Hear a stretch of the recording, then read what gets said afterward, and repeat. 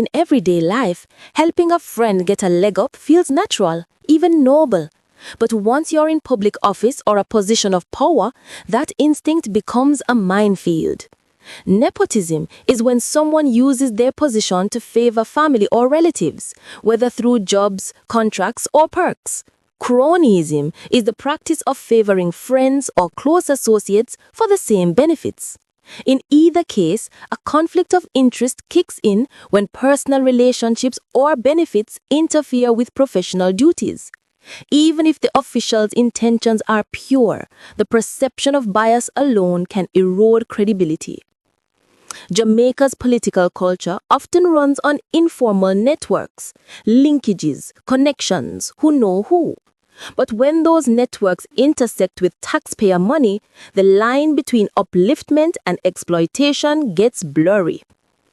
According to the Integrity Commission report, the situation involving Minister of Health and Wellness Christopher Tufton fell into the realm of cronyism and conflict of interest. While he didn't hand out contracts directly, his indirect influence helped his friend's company, Market Me Consulting, land nearly $80 million in government contracts between 2016 and 2021. 15 contracts were awarded, 14 by the Ministry of Health and 1 by the National Family Planning Board. Most were done through direct contracting, which bypasses competitive bidding and is only supposed to be used for contracts under $1.5 million. Several exceeded that limit. The company also submitted an unsolicited proposal for the Jamaica Moves campaign, which Tufton supported. He introduced Market Me and its co-director, Lyndsey McDonnough, his friend, to ministry staff and said they should be involved in all PR matters related to him.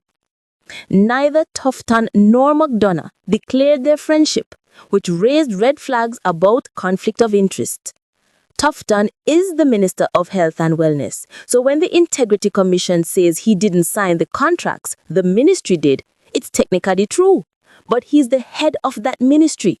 That's like saying the kitchen cooked the food when you're the chef. Ministers don't usually sign contracts themselves. That's handled by permanent secretaries, procurement officers, or board chairs. But ministers set the tone, approve strategies, and influence priorities.